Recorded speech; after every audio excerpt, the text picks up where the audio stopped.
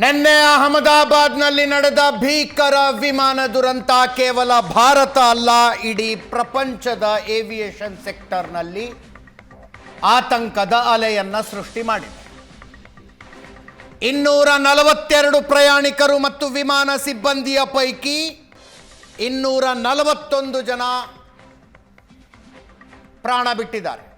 ಪವಾಡ ಸದೃಶ ರೀತಿಯಲ್ಲಿ ಬದುಕುಳಿದ ಏಕೈಕ ಪ್ರಯಾಣಿಕ 11A ಸೀಟ್ನಲ್ಲಿ ಕುಳಿತಿದ್ದ, ಎಮರ್ಜೆನ್ಸಿ ಎಕ್ಸಿಟ್ನಲ್ಲೇ ಕುಳಿತಿದ್ದಂಥ ಪ್ರಯಾಣಿಕ ರಮೇಶ್. ಆತ ಈ ಕ್ಷಣದ ವಂಡರ್. ರಮೇಶ್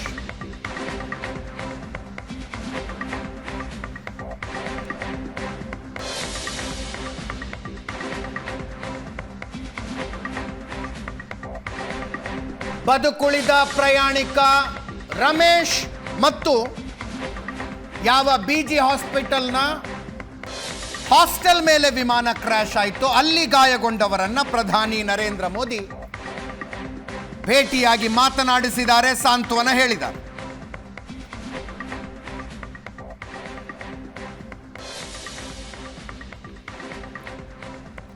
ಇದೇ ವ್ಯಕ್ತಿ ರಮೇಶ್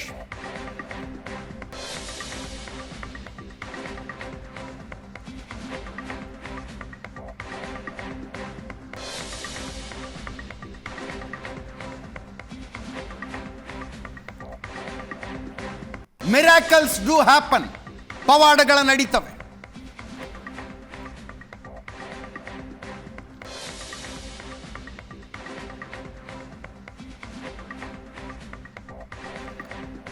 ಅದಕ್ಕೆ ಸಾಕ್ಷಿ ರಮೇಶ್.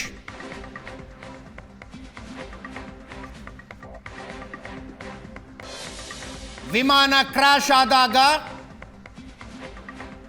ಎಮರ್ಜೆನ್ಸಿ ಡೋರ್ ಓಪನ್ ಆಯಿತು. ಅದರಿಂದ ಹೊರಗೆ ನೆಗೆದ ರಮೇಶ್ ನಡೆದುಕೊಂಡು ಆಂಬ್ಯುಲೆನ್ಸ್ ಕಡೆ ಹೋಗ್ತಾ ಇರೋದನ್ನು ನಾವು ನೋಡ್ತಾ ಇದ್ದೀವಿ ನಮ್ಮ ಸ್ಕ್ರೀನಿನ ಎಡಭಾಗದಲ್ಲಿ.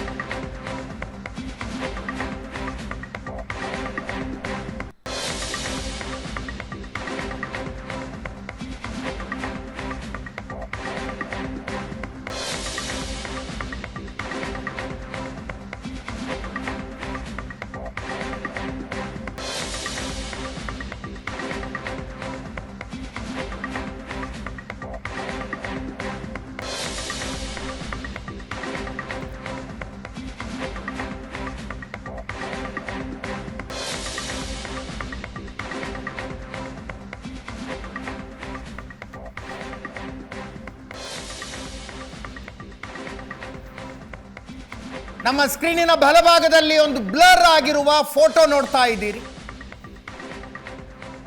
ಸಣ್ಣ ಚುಕ್ಕೆ ಒಂದು ಕಾಣಿಸ್ತಾ ಇದೆ. ಅಪಘಾತ ನಡೆದ ನಂತರ ರಮೇಶ್ ಜಂಪ್ ಮಾಡಿರೋದು ಅಂತ ಹೇಳಲಾಗ್ತಾ ಇದೆ.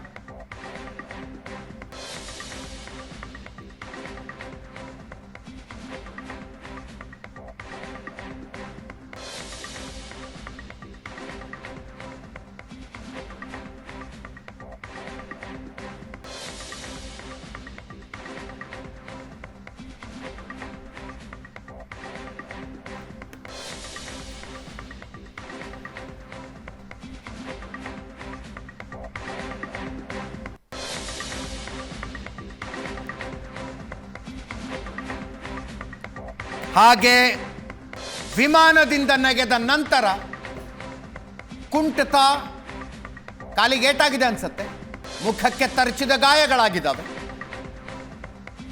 ಆಂಬ್ಯುಲೆನ್ಸ್ ಕಡೆ ಹೋಗ್ತಾ ಇದ್ದಾರೆ. ರಮೇಶ್ ಅನಿವಾಸಿ ಭಾರತೀಯ, ಲಂಡನ್ನಲ್ಲಿದ್ದರು. ಅವರ ಅಣ್ಣನ ಜೊತೆಗೆ ಲಂಡನ್ಗೆ ಹೋಗ್ತಾ ಇದ್ರು. ಅಣ್ಣ ಮೃತಪಟ್ಟಿದ್ದಾರೆ.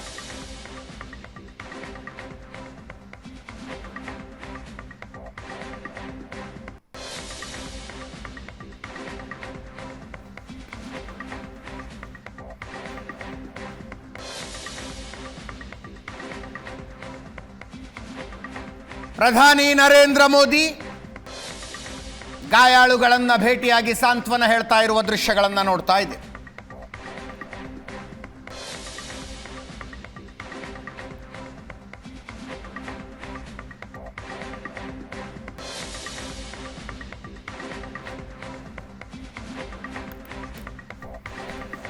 ಚಿರಂಜೀವಿ ರಮೇಶ್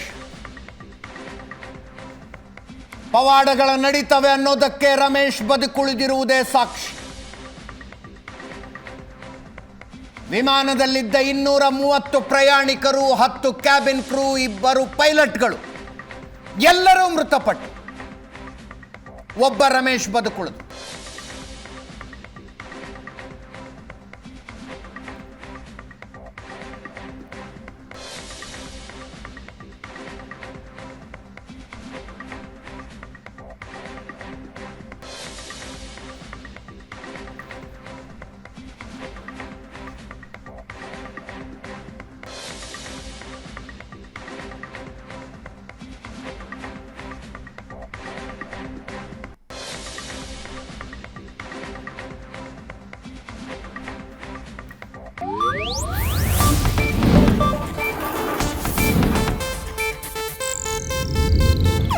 ಇದು ಏಷ್ಯಾನೆಟ್ ನ್ಯೂಸ್ ನೆಟ್ವರ್ಕ್ ಪ್ರಸ್ತುತಿ.